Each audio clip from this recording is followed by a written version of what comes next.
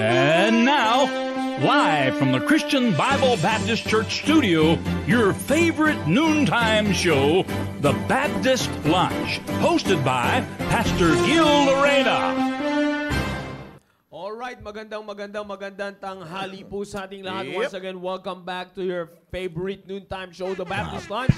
Magandang tanghali po sa inyo lahat. And we are back once again sa programa natin every Wednesday. This episode is specific for you young people. And Team Focus, Team Preparation, magandang tanghali sa inyo. At talaga namang marami tayong natutunan kanina mula sa discussion nila Sir Conrad Ray Tungol. Yes! Sir Conrad Ray Tungol, shoutout sa iyo. At sa mga kasamahan mo sa IP. Nagpa-pump siya, nagpa-pump. Oh, yes. Nagpa-pump Alam mo yan, siya na... Ano pa yan, ha? May ano pa siya, aftermath pa nung Monday workout. Yes. Nagpa-pump siya. Ano yan, siya talaga yung nakapagpaliwanag kanya kung paano pagpatibayin ang spine. Yan. Dahil sa workout, maglalagay ng abs. Yan. Alright, shoutout din sa mga nanonood sa atin, North, South, East, and West Corner. Magandang tanghali po sa inyo lahat. To our viewers nationwide and worldwide. A blessed Wednesday to all of you. And magandang tanghali sa mga nagsusubaybay na ngayon. Di na natin sila mababati bagamat 44,000 pa lang dito si Coach, sir. Nanonood si Coach. Yes, and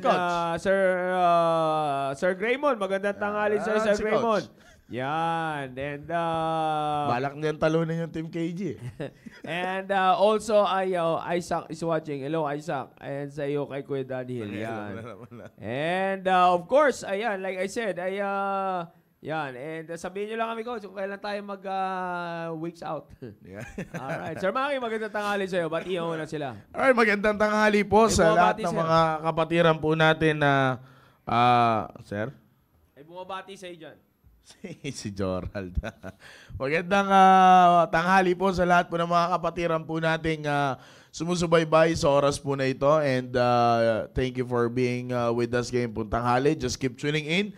At alam ko po na malaki ang matututunan po natin muli. Team Focus and Team Preparation sa ating pong programang pangkabataan. Amen. Ngayong oras po na ito. And it's all about submission. Yes. Alright? So keep tuning in sapagkat si Sir Joe ay may tatalakayin sa ating napakagandang topic all about submission gaya nung sinabi niya sa atin noong nakaraan. At noong nakaraan may bisita tayo, sir, di ba? Yeah. Kaya yun ay napakagandang tandaan po natin. Alright? In fact, Sir Maki, kala ko nga ito na yung last Kala ko ito na yung last Thursday. May isa pa pala tayong Wednesday. May isa pa tayong last Wednesday. Yeah, may isa pa tayong Wednesday. If you can turn me up a little bit kasi masyadong mahina. May blessing yan. Alright, so di ba?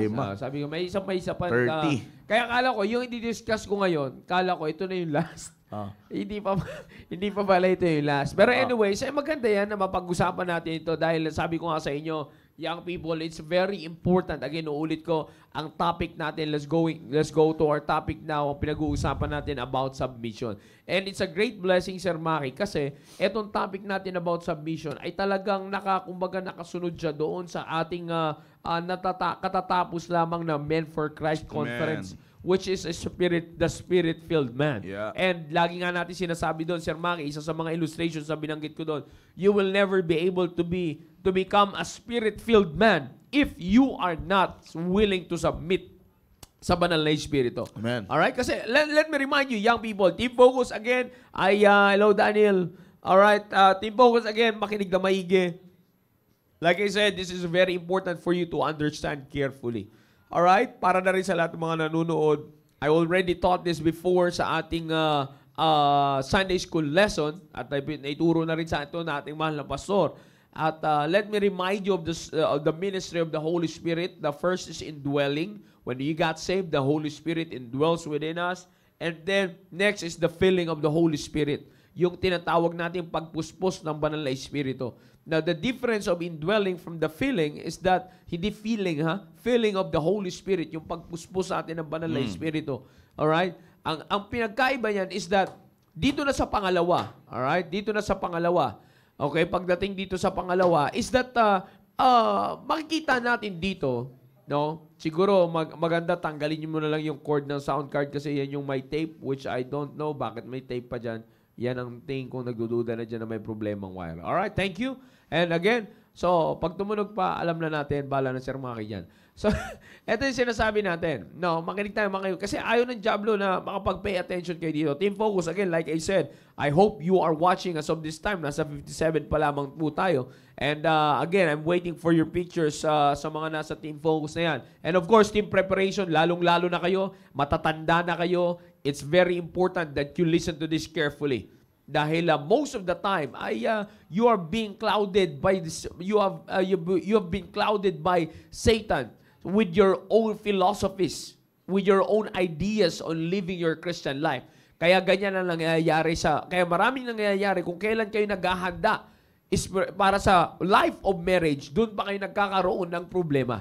Alright? So, now listen to this. Ang pagdating sa pagpupuspos ng banal na Espiritu, God leaves us with a choice. Itong magandang maliwanag natin dito, sir. Because kung bakit ganun, it's because of the reason that helps our Christian maturity. Alright? That helps our spiritual growth. That helps our spiritual maturity. Parang yung sa ano yan, Sir Maki, kung maalala mo sa Doctrine of Sin, Man, and Salvation. Diba? Kung maalala mo isa tinuturo, in fact, I can still remember yung tinuro ko niya, nakasanga pa yan eh. Hindi ko alam kung sa inyo ko na ituro yan, ako yung teacher niyo dyan, pero nakasanga yan eh. Sabi nila, alam ba na, di ba, Diyos ay all-knowing. Di ba? Therefore, alam ng Diyos na magkakasala ang tao. So, bakit niya pinahintulutan? No, hindi niya pinahintulutan magkasala ang tao. Pinili ng tao magkasala. Right. You see? So, pwede pa lang mangyayari kung may tanong nga pumapasok doon, Sir Maki, kung maalala mo, pwede pa lang mangyari na hindi nagkasala ang tao kung hindi pinili ng tao. Yeah. At kung pinili ng tao na hindi magkasala, pwede mangyari yun. Kaso iba yung pinili. Kaya iba yung pinuntahan ng spiritual maturity. Bumagal yung spiritual maturity ng tao. You see that? Kaya the same thing din. Kaya ako sinasabi dito, God leaves us with a choice, not for the reason na gusto tayong mapahamak ng Diyos. You see, yung pagkakaroon ng yung sa pagkakataon na yun na sinasabi ko sa inyo sa pagkakasala ng tao, hindi yun sa kagustuhan ng Diyos na mapahamak tayo. Yeah. But God wants us to mature.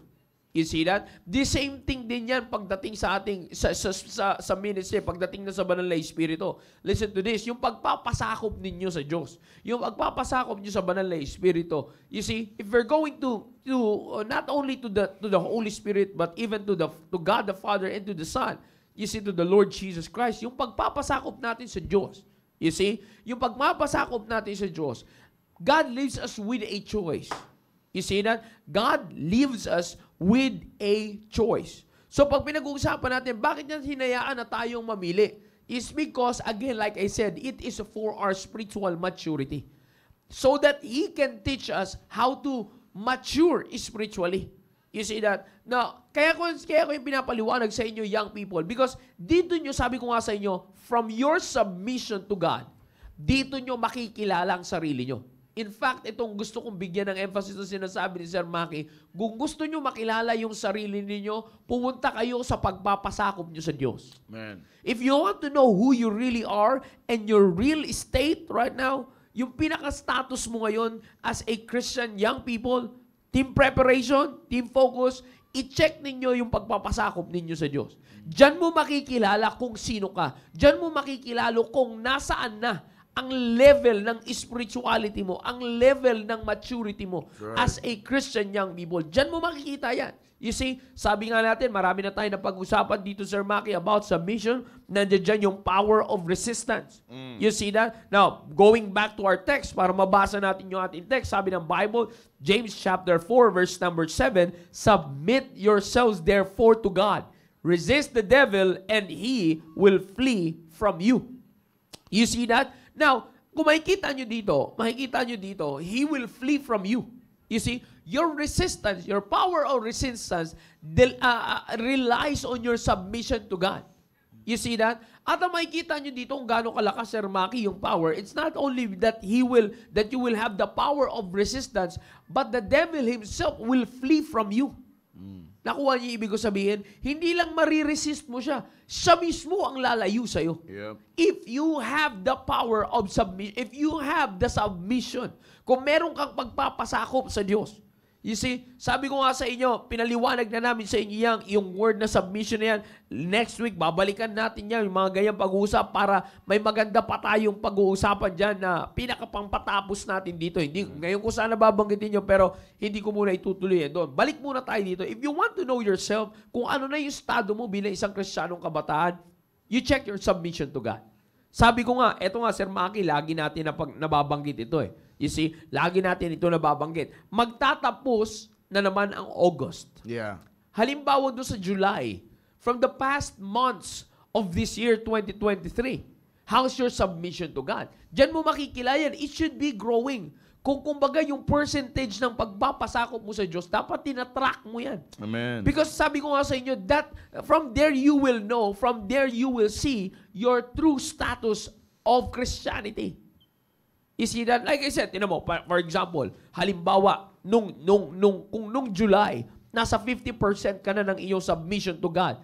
Medyo konti na lang yung mga questions at mga tanong mo sa mga plano ng Diyos sa buhay mo. Then, how about this coming August? How about not this coming August, itong magtatapos na August? You see, kamusta na ang submission mo sa Diyos? Umangat na ba ng 60%? By tens ba? By tens ba ng percentage ang akyat ng submission mo? Ang paglago ng submission mo? Kasi sabi ko nga, later on, natitempa kong bumunta ka agad doon sa finishing touch natin eh. Pero wag muna tayo sa finishing touch, okay? Dito muna tayo sa pinaka-importante na realization. Punta muna tayo sa realization bago tayo pumunta doon sa pinaka-main application natin dito sa topic na to. Like I said, your submission will determine who you are. Yan lang pinaka-binibigyan ko ng emphasis ngayon. Because sabi ko nga sa inyo, if yung power of resistance, Sir Maki, ay mahina pa. Parang sa mga yan, di ba? Pag-charge mo yan eh. You see, kung kumbaga sa battery, ay may nasa 50% pa lang yung resistance mo sa Diablo at hindi mo pa kayang itaboy yung mga ganito. Yung mga worldly pleasures, pag hindi nyo pa makayang ma-resist yan, ibig sabihin, yung process, yung iyong submission sa Diyos ay wala pa sa full maturity. You see, pagamat hindi man natin sinasabi na may tuldok yan, sabi ko nga sa inyo, young people, ang pagtigil ng maturity natin ay hanggang sa dumating ang Panginoon Jesucristo. Or pag pinauwi na tayo sa langit ang Panginoon Jesucristo. Pero not until dumating yung time na yun, maturity goes on. Maturity never stops. Yeah. You see that? Na kaya ko sinasabi sa inyo, young people, because from here, resisting is very important. Resist the devil bago siya maglagay ng conjunction na word na end. Nandun muna tayo, resist the devil. The power of resistance, sabi, binilis ka sa inyo ni Sir Maki before, it relies on your submission. Pero ngayon, ang binibigyan ko naman ng emphasis is yung pag-flee ng Diablo sa'yo. He will flee from you. If you have the power to resist the next level na makikita mo, na progression ng level ng spiritual maturity mo, kapag ka nilayuan ka na. Of course, maaari sabihin nila, Sir Maki, pwede ba yun na yung Diablo hindi ka nagalawin? Hindi natin masasabi yun. But again, taking the word here ng salita ng Diyos, taking God's word here, the Bible says, He will flee from you. That's right. You see, He will flee from you. Sabi ko nga, alam mo, Sir Maki, iniisip ko to, ibig sabihin, there can be, if we will really grow on our submission, mapayang people actually, even adults, if we will really grow on submission, sa nakikita ko dito, we can be untouchable. Yeah. You see? Amen. Sabi ko nga sa inyo, hindi ko sinasabi dito na, hindi ko sinasabi yung Sir Maki na hindi ka magkakasala. The point here is this. Because if you have that, and ito kasi nakikita ko, Sir Maki, if you have the full submission sa Diyos, buong pagpapasakop mo sa Diyos, you will totally rely on God. Yeah, that's right. You see, therefore, if you have that total reliance on God because of your submission to God, wala kang gagawin sa buhay mo, young people, na may, kumbaga, talagang, hindi mo gagalawin. You will really leave it all to God. And as you really leave it all to God, Diyos talaga ang tatrabaho. Kaya nga kumbaga sabi ko, ito yung buhay natin. Pagka nagpasakop ka na totally sa Diyos, talagang mag-flee nga naman ng Diablo. Bakit? Pagharap sa'yo ng Diablo, sinong kaharap niya? Diyos. You see, paglapit sa'yo ng Diablo, ang presensya na mararamdaman niya kagad sa'yo, andyan ang presensya ng Diyos. Nababalot ka ng presensya ng Diyos. Bakit? Because nandoon yung maturity ng submission mo sa Diyos. Kaya ako naniniwala that He will flee from you. You see, he will flee from you. Ganun, maliwanag yun sinasabi ng Biblia. You see, if you have the presence of God, if you have the power, the total submission sa Diyos, you will have the full presence of God. If you have the full presence of God, then you will not only have the power to resist, but ang pinakamaganda doon is the end. Yeah. Not the end, but the end. The word end. You see, the word end, ano yung kasunod? Resist the devil and he will flee from you. Yeah. The reason why Satan doesn't flee from us, it's because of the reason na we don't have yet the power to resist. Yep. And bakit tayo may problema sa resistance? It's because of the reason that we are not yet totally relying on God. In other words, we are not yet still growing on our submission. Amen. You see that? Napaka-simple ng pinag-uusapan natin dito, young people, team focus, team preparation. This is a very important. Kaya sabi ko nga sa inyo, young people, you see, i-check nyo to. Lalo na kayo, team preparation. Again, I'm telling you, team preparation. Lalo na, shout out sa mga kalalakihang team preparation. You see, because as I was checking it, talaga naman, I am really, alam mo, lagi ito sinasabi, Sir Maki, I am really worried sa generation to come. You know why? Because seldom you can find active men that are, shout out to you, that are on the team preparation. Amen. You are much more on posting in the social media kung ano yung gusto mong mangyari, ano yung tinatahak mo, ito yung gusto mong ito yung ini-strive mo. Sabi ko nga, Sir Maki, ito diyan yung manalaman yung submission nyo sa Diyos eh. Di ba? How do you, kaya para makilala mo yung sarili mo, ito yan. Balik tayo sa pinaka-binibigyan ko ng pagsisiyasat sa inyo. Para makilala nyo ng gusto yung sarili ninyo, sa social media pa lang, paano kayo magpakilala? Kung ang pagpapakilala ninyo sa social media, I'm not just talking on the team focus, team preparation, you listen to me carefully. Because you are already in danger. Dahil kayo ay papasok sa buhay ng pagpapamilya. Kung hindi nyo aayusin ito ngayon ang submission nyo, believe me, you will enter the life of marriage carnally and not spiritually. I'm not trying to judge you here, but I'm showing to you kung saan ka pupunta. You see, I'm going to show to you kung saan ka pupunta. Doon ka pupunta. Paano ka magpakilala sa social media? Malalaman mo naman yan eh. You see, minsan yung sabi ko nga sa inyo, if you're really in total submission to God, you see, tingnan mo, makikita mo sa social media, ang pagpapakilala ng mga Kristiyanong nasa team prep age, more on your work, but not more on God's work. That's right. More on your leisure from your work than your pleasure from doing God's work.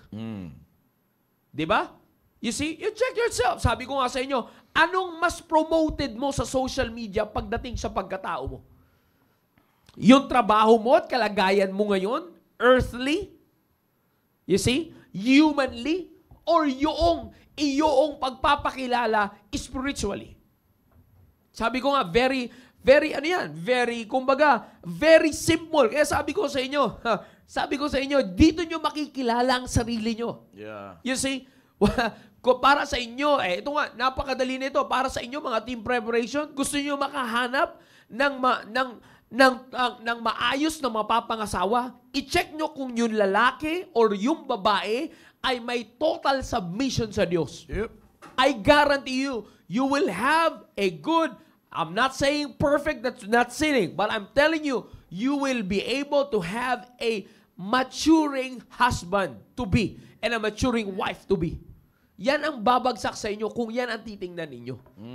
You see? Kaya nga sabi ko sa inyo, this is very important. Sabi ko, don't fool yourself. Napupunta kayo dito, maraming beses ko na sinasabi sa inyo. Yep. Let me remind each one of you viewers of our Wednesday episode, the other group of religious faith that are not Baptist, they are also going to church every Sunday. Just same as you are. Same as what you're doing every Sunday. They're also doing charitable works. In fact, more than what we can give. You see? So, anong pinagkaiba natin? Ang lagi ko sinasabi nun ng Men for Christ, ang pinagkaiba is that bunga ng submission sa Diyos. You see? Kung ang pina-emphasize ko doon ay bunga ng kanilang conviction, ginagawa ninyo, ginagawa natin yung mga bagay-bagay sa buhay Kristiyano natin based on our conviction by the Holy Spirit. Ngayon, sinasabi ko sa inyo, yung ginagawa ba natin ngayon ay bunga ng pagpapasakop nyo sa Diyos, young people. You see that? This is very common. Sabi ko nga sa inyo, huwag niyong pikein sarili ninyo. Minsan, akala natin spiritual tayo. Pero ang totoo niyan, yun na lang mamili ka ng taong pakikinggan at taong magsisita sa'yo. Be careful. Dito sa full-time, may ganyan. Full-time na yan, ha? Sinasabi ko sa'yo, I'm not trying to shame. Full-time din ako. But I'm telling you that the reality of what's happening to us is also happening to everyone. Yeah. Kung dito nga, namimili na ng papakinggan pagka nasita magagalit pa doon sa nagsita sa kanya, even na magpasalamat na lang. The same thing din. Di ba? Kung ti-check nyo yan sa sarili natin, pagka namili ka ng papakinggan na tumatayo sa pulpito, mag-ingat ka, young people. You see? Mag-ingat ka. Tandaan nyo, sinasabi ng ating mahal na pastor, ayaw niya na ginudiyos siya sa simbahan na ito. You see that? And let me remind you, sabi ko nga sa inyo, ang pagpapasakop sa Diyos ay pagpapasakop sa salita ng Diyos. Kaya ako sinasabi sa inyo, young people, again, my emphasis on for today's episode, kilalanin mo yung sarili mo sa pamamagitan ng pagpapasakop mo sa Diyos. Yeah. Ngayon mo malalaman sa mga oras na ito kung sino ka talaga bilang isang Kristiyanong young people. Sino ka talaga bilang isang Kristiyanong team preparation. Sino ka talaga bilang isang Kristiyanong team focus. You see? Sabi ko nga sa inyo, gusto mo makilala sarili mo? Ikaw mismo magagawa mo yan. Huwag ka na Sir Maki, di na tayo pupunta dun sa point na lalayo muna ako because I'll just have to look for myself. Hahanapin ko muna yung sarili mo. Hahanapin ko muna yung sarili ko. Hahanapin mo muna yung sarili mo. Paano ka nawala? Di mo na ba nakikita yung sarili mo? Buti pa si Aklas, binabantay niya yung sarili niya. Buti pa yun. Buti pa yun, binabantay niya yung sarili. Buti pa yun, hindi na siya natutulog, sir. Kaya hindi siya natutulog. Binabantay niya yung sarili niya. Ikaw, baka mawala. Akala mo, ikaw hinayaan mo mawala yung sarili mo. Di ba? Kaya ako sinasabi sa inyo yan, it's very important. Kaya nga sabi ko sa inyo, para sa mga kalalakihan, mga kababaihan na nasa team preparation, I'm putting emphasis to you for today's episode. Mag-ingat kayo. Kasi kayo yung sinasabi na literal lang, yung isang paa ay nasa kabilang nasa hukay. Alam niyo kung bakit? Gabuok lang ang distansya ng inyong pagko-compromise. Kung hindi niyo yan ayusin ngayon at hindi niyo check ang submission niyo sa Diyos, believe me, the reason, I'm not going to judge, but based on the Word of God, the reason kung bakit, kung titingnan natin yung nakasulat sa salita ng Diyos in Ephesians chapter 5, kung bakit maraming may problema ngayon na mag-asawa, may problema ngayon na asawang lalaki, at may problema ngayon na asawang babae, alam nyo kung anong problema?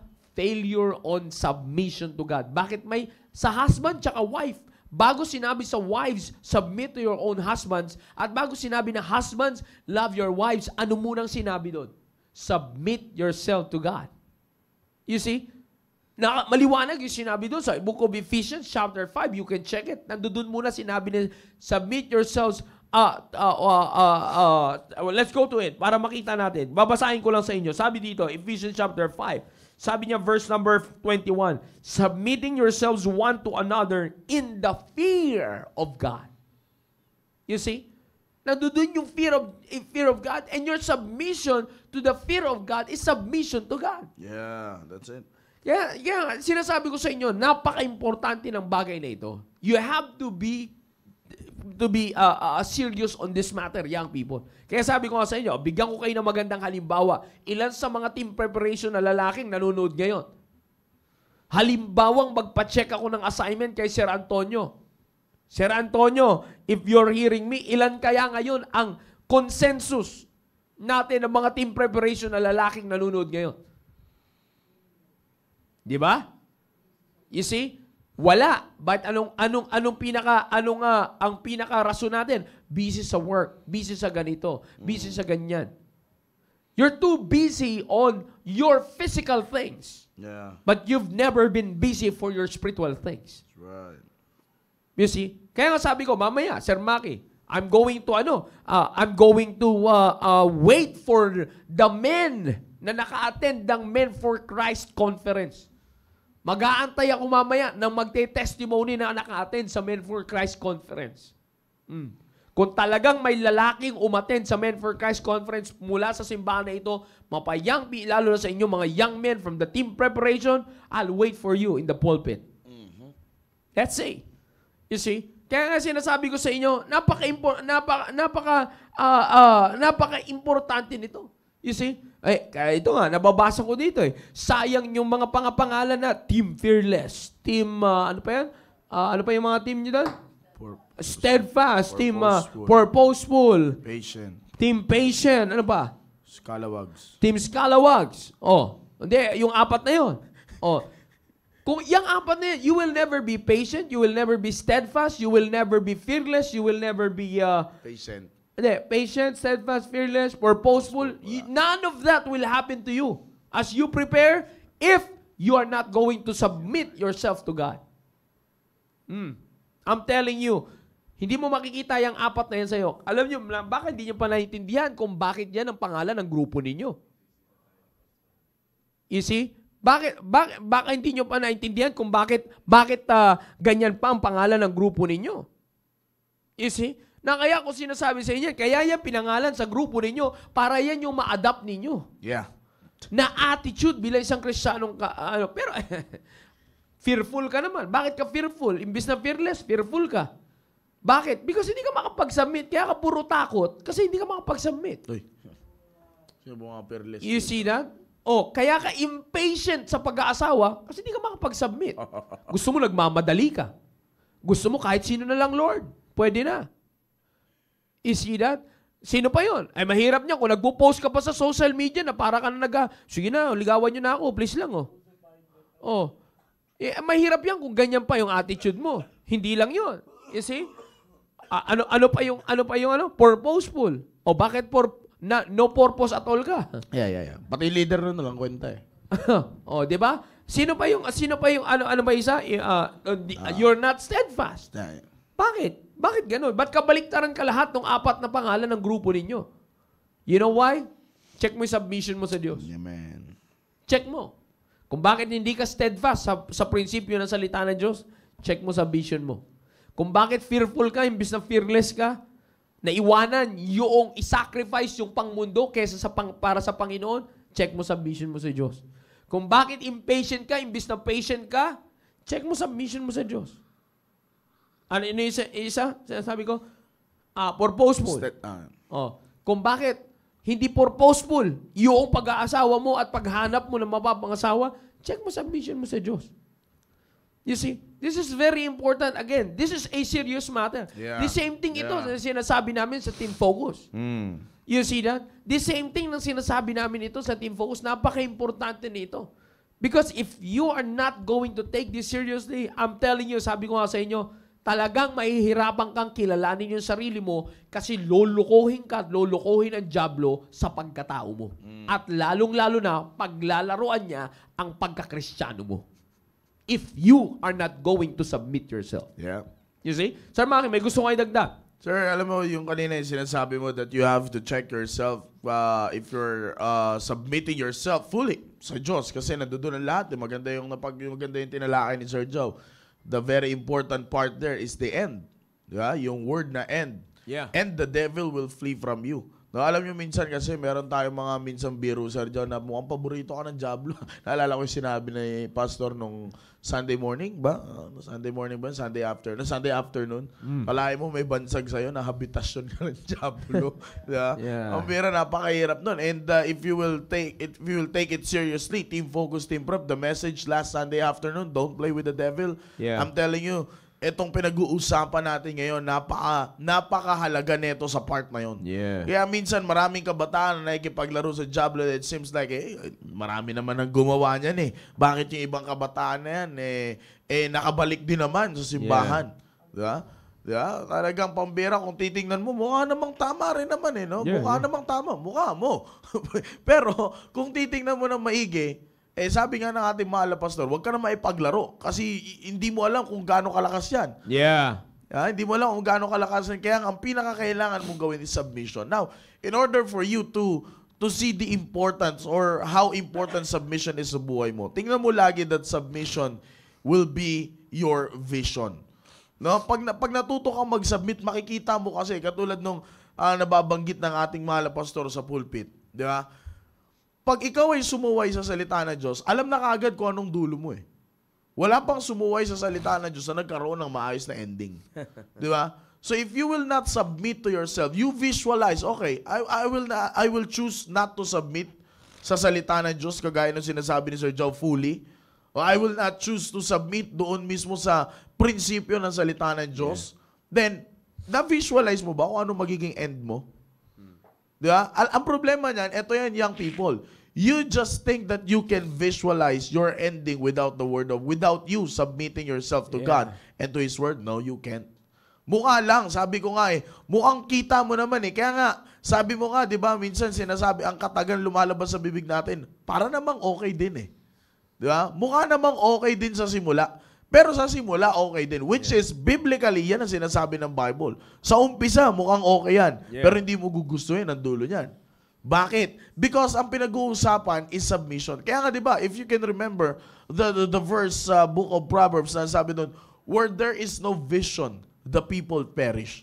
Na paano ka ikaw, bilang isang kabataan, team focus, team prep, paano mo mabivisualize ang iyong kinabukasan? Paano mo mabivisualize? Ito na nga lang, Sir Joe Can you visualize ba yung pag-flee sa'yo ng Diablo? Sige nga. Yun ang maganda. Yun ang magandang tanong. Can you visualize ba yung pag-flee sa'yo ng Diablo? Kahit nga man lang sana na panaginipan mo yun ba Yun sir Ang problema, kahit ni panaginip, di sasagi sa isip mo yan Hindi mo mabivisualize yan pambira. Yung Diablo talagang lumayo sa akin Kita-kita ko No. Hindi mo kayang i-visualize it not until you learn to submit to God. Kaya nga, lagi namin sinasabi dito for simula nung pinag-usapan natin ang salitang, ang topic na submission, tinuldukan Tinuldukan. Submit yourselves therefore to God, period. Yeah. Tinuldukan. Bakit? You will never visualize the devil fleeing from you if you didn't learn how to submit first. Yeah. Kaya nga sabi ko nga yung submission, gawin mong vision yan sa sarili mo. Okay, pag ang vision mo, ikaw ay nagsasubmit, not just only, naalala ko, pinaliwanag na ito just for the sake, para lang maintindihan nyo yung salitang vision.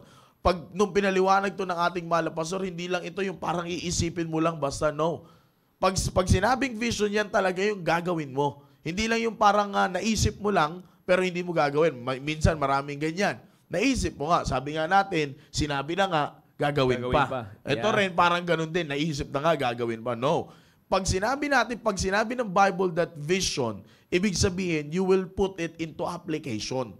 Hindi lang yan mananatiling vision sa sarili mo. Talagang you will aim for it. Okay, ano ang vision mo ngayon? Lumayo ang Diablo sa buhay mo. Mag-flee ang Diablo sa buhay mo. Pero sabi nga ni Sir Joe, magmamanifest yan lahat if you first learn how to submit. Yeah. Fully Fully as in buo talaga na ang submission mo ay sa Diyos at sa Kanyang salita. That's right. Now, pag nagkaroon ka na ng ganong klaseng kaisipan, the vision is the devil will flee from you. So aim that kind of situation. Ano yung i-aim mo ngayon? Ang pinaka-target mo ngayon, doon sa target paper is the red mark. Na kung saan, yun yung pinaka-highest point sa lahat. Na pag napunta ka doon, yun na yung sabihin natin yan man ay competition, malaking score na. Yun na yung pinaka-gino-goal mo Na what is the goal there? Yung lumayo ang Diablo sa'yo. Yeah. Yung mag-flee ang Diablo sa'yo. Is it impossible? It is very possible. Bakit? Dahil sa umpisa, may tuldok You've got to submit first. Kung ang vision mo ay lumayo ang Diablo sa'yo, huwag mo kaagad munang targetin yun. Talagang sikapin mo na makuha mo yun by putting the first part of that verse, and that is to submit yourselves to God first. Yeah. Yun muna. Parang wag kang mag-i-aim agad. Parang ano yan, sir, naalala ko yung tinuro sa atin ni Sir Greg sa firing. Sir Greg McLaughlin sa firing. Maraming putok ng putok na basta lang makaputok sa target paper without knowing the basic. Happy trigger. Yeah, happy trigger. Tawag dyan. Putok lang hanggang sa tamaan. Naalala ko yung pumunta tayo sa firing range, di ba? Yeah. Meron doon isang talaga nag-happy trigger kasi hindi niya na matamaan yung ano eh. Hindi niya na matamaan yung red. Na halos lahat na ng papel punit na. Yun na lang yung natitira. Kasi yun, naalala mo yun, naglaro tayo nun eh. Diba? Yun yung isa sa mga inano natin. Hanggang sa mahit niya, ginawa niya, pam. Hanggang sa sinita siya. Makachamba lang. Ano sa kanya? Sa fire, huwag ka mag-happy trigger. Bawal yan. Kasi nasa closed door tayo nun, sir, di ba? Oh. Di ba, pinagbawalan siya. Bakit? Kung mamadaliin mo yon at hindi ka matututo na mag-abide muna doon sa pinakaunang part, which is the basic part, na you've got to, ano nga yung sinasabi nun sa, alala ko sinasabi yan sa firing eh, yung front sight. Front sight. Yeah. Galing Pag hindi mo natutunan yon at basta ka lang banat ng banat, I'm telling you, you will miss yung pinaka-goal mo. Mauubos na lahat ng bala mo. Hindi mo pa na-aim yung goal mo. Yeah. Tingnan mo, young people, lipat tayo dyan sa spiritual na kalagayan natin. Ang tagal mo nang ini-aim na mag-flee ang diablo sa'yo, pero hindi nag-flee ang diablo sa'yo. Sabi nga ni Pastor, habitasyon ka ba? Bigat talaga ng salita na yun eh. Tawa ako ng tawa sa taas doon ang sinabi ni Pastor yun eh. Diba? Habitasyon ka pa rin ng diablo. Akalain mo, ikaw ang pinaka-favorite na landingan ng diablo. Tsaka saklap dun, ha? Because saklap your dun, body is the temple of the Holy Ghost. Spirit. Tapos habitation ka Habitation ka ng diablo. Habitation ka ng diablo. Diba? No. Kung magaganyan, i-check mo sa kaligtasan mo. Ginawa ang tambayan, ginawa ka sa Rizal store. Di ba? Kung iisipin mo, bakit ang tagal mo na? Ang tagal mo na bilang isang kabataan. Whether you are in the team focus or you are in the team preparation, maganda yung pinagdiinan tayo ni Sir Joe, team prep. Kailangan natin yun. And ganito rin. Ang tagal mo na. Alam nyo kasi minsan, kung bakit hindi mo na-aim yung goal mo, kasi meron pang balakid, which is the devil, is still there in you. I'm not talking about na nag-i-dwell sa'yo ang diablo. Mahirap nga yun kung gano'n eh. Kaya nga sabi ni Sir Joe, you better check your salvation pagdating na sa ganyan. Yeah. Pero yung gawin ka ng diablo na parang paborito kong atakihin, aboy, magtataka ka kung bakit eh. Maybe, yeah, you're good. You think you're good. Uma-attend ka ng fellowship. Uma-attend ka ng Sunday service. Kaso ang problema, lahat na yan sa'yo, naging routine mo na lang. Yeah, traditional. Traditional na lang. Hindi na yan yung bunga ng pagpapasakop mo sa salita ng Diyos. Yeah. Kasi alam nyo, team focus, team prep, eto dapat yan eh. Lahat ng ginagawa natin sa simbahan, narinig nyo na to kay Sir Joe, should not be traditionally na gagawin mo lang. No. Dapat yan, bunga yan lahat ng pagpapasakop mo. Kaya ka nag-i-enjoy pumunta ng church sapagkat willing kang magpasakop sa salita ng Diyos. Kaya ka nag-i-enjoy sa mga fellowship sapagkat mapag-uusapan ang prinsipyo ng salita ng Diyos at handa kang magpasakop. Diba? Kaya nga, pero kung darating sa punto na parang sa yung sinasabi ni Sergio na mamimili ka na lang, hindi na usaping pagpapasakop yun. Diba? Kaya nga wala na yung salitang pagpapasakop yun. Kaya huwag ka na rin magtaka if the devil will not flee from you. Because your vision is not based on your submission. Your vision is just based on your emotion. Ay, ito lang yung nararamdaman ko. So ito lang yung nabivisualize ko. Yeah. Pero kung yung vision mo ay naka-base sa submission mo sa salita ng Diyos at sa prinsipyo ng salita ng Diyos, di ba?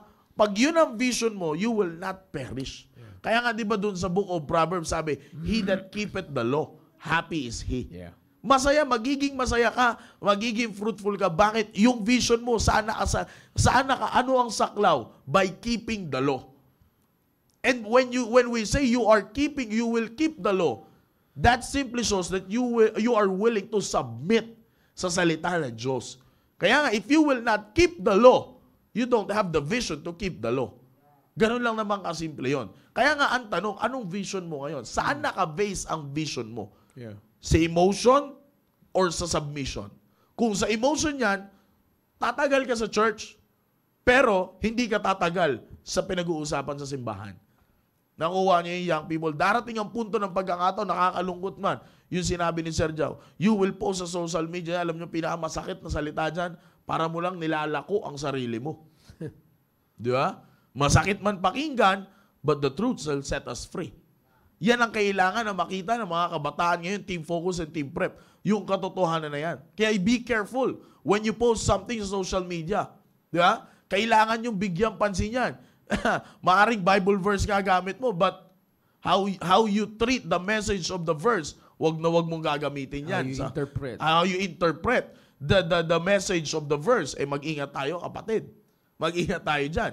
Kasi sabi ko nga, darating ang punto ng pagkakataon, baka yung vision mo ay naka-base na lang sa emotion mo at di na sa submission. Yeah. Diba? Kaya nga, ang pinakamaganda niyan ngayon, anong klaseng vision meron ka? Saan nakabase yan? Saan nakabase yung vision mo na yan? Sa emotion or sa submission? Pag sa emotion, alam mo na kung anong kailangan mong ayusin sa sarili mo. Huwag mo nang pakialaman yung iba. Pakialaman mo yung sarili mo. Pag sa vision naman, naka-base sa vision, ipagpatuloy mo yan, kapatid. Sapagkat blessings will be upon you kapag nagpatuloy ka siya. That's how important submission is. Malaki ang saklaw ng submission. Hindi lang yan yung basta na pag nag-usabi submission, papasakop na naman. Of course, alam natin yan. Alam nga naman, sino ba namang hindi magpapasakop sa Diyos? Sino ba naman hindi magpapasakop sa salita ng Diyos? Lahat naman ata willing magpasakop. Yeah, maraming willing, pero konti ang determinado. Diba? Willingness, ito narinig nyo to sa ating mga pastor, willingness without determination is nothing. Maraming willing, mabilis lang naman magtaas ng kamay. Pag nagtaas ka ng kamay, sinong gustong sumunod at mag-submit sa salita ng Diyos? Taasan lahat yan, pambira, I'm telling you. Lalo na pag youth revival, walang hindi magtataas dyan.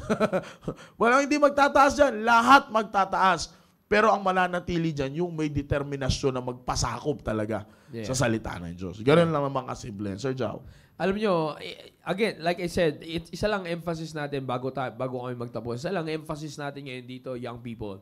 Team focus, team preparation. But again, alam nyo naman, I'm putting the stress sa inyo ngayon. I'm putting emphasis para sa inyo, team preparation as well.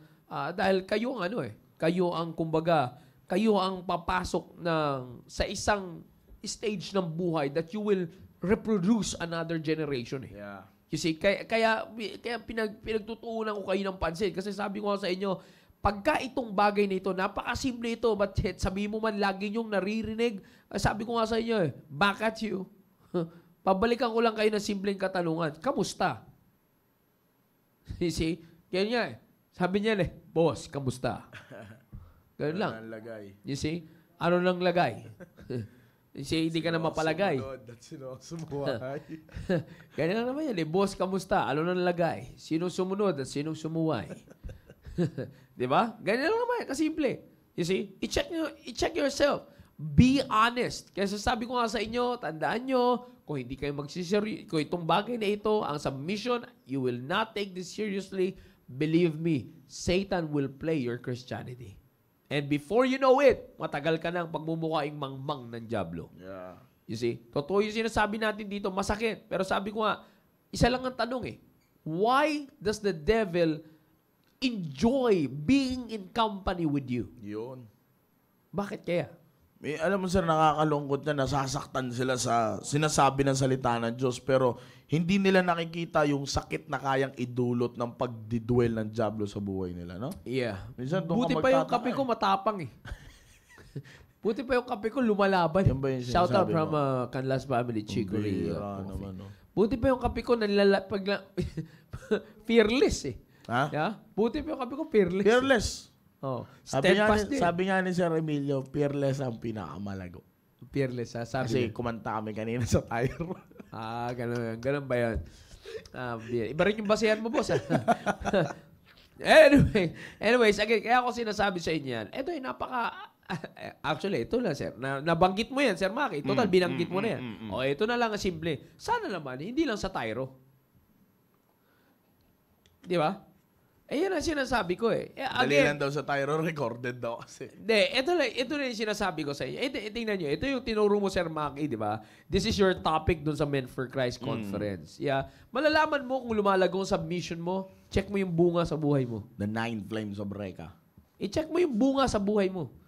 Kung nagbubunga ba yung submission mo sa Diyos sa buhay mo. Kaya sabi ko sa inyo, dito nyo makikilala ang totoong kayo. Yeah. Sa pagpapasakop nyo sa Diyos. Again, inuulit ko, para sa bawat isa sa inyo, do not play this. team preparation, team focus, huwag niyong paglaruan ito. Ang tabayanan nyo, ang last topic natin, ang last discussion natin sa topic na ito next Wednesday. Napakaganda ng katapusan ng ating pag-uusapan dito. Alright? I hope naging blessing kami sa inyo sa mga oras na ito. Young people, team focus, team preparation. And we're glad that you are with us this noontime program, this noontime show na meron tayo. And keep tuning in sa mga susunod na programa po natin na laging meron tayo. Again, ang pinag-uusapan natin dito is based on the reality brought by the Word of God. Amen. You see, yung mga reality na inilalabas ng salita ng Diyos. Kasi madali lang naman yan, Sir Maki. Lagi natin sinasabi dito, it's not from our own opinion. You know why? Because ito yan. If the Word of God will be interpreted by your own opinion and not from the reality of its message, madali lang yan. Laging may justification sa kasalanan mo. In other words, laging may bias, may kabig sa'yo. Yeah, that's right. That's right. Ganyan That's yan. right. Pero, sabi ko nga, kaya sinasabi natin, malalaman natin ng reality from the message, kung yun lagi namin sinasabi sa inyo. Even, bagamat kami nagdi-discuss sa inyo ng topic na ito, still, we are involved in the topic. We are not excused from the topic. Alright? Kaya again, lais ko sabihin sa bawat sa inyo, let's keep growing. Young people, team focus, team preparation, keep growing, keep maturing on your spiritual life so that you will always be able to show the world biblical Christianity. Brother Johnny Lear signing off sa ating programang The Baptist Lunch Young People Edition every Wednesday. Sir Maki. Maraming salamat po sa lahat ng sumubaybay. Magkita po tayo next week. And sa mga team focus and team prep, just continue to grow according to the Word of God. Tandaan nyo lahat ng pinag-uusapan dito para sa ating ikabubuti. Huwag po natin kakalimutan ang ating pananambahan mamaya. Amen. At 5:30 in the afternoon. Let's be here. Let's bring first-time visitors. Huwag natin gawing rason yung ulan. Nasa Pilipinas tayo. Umaraw na. At umaraw na. Mamaya, uulan yan. Magkano? Yes. Because we are in a tropical country. Yan. Alright. So, Pero yan bago ang- ko lang makalimutan, What's Sir Maki, nakita ko ulit. Nag-thank you, Sir Graymon. Sir Graymon, thank you rin. Di ako nakatulog. Sakit ng balikat ko. At sakit mag-lat pull down kagabi. Ano yun? Sige talaga balikat ko hanggang ngayon. Alright, so maraming salamat po and God bless you all. And on top of all this, ang lagi po namin sinasabi is, To God be the glory. Have a blessed Wednesday. See you later.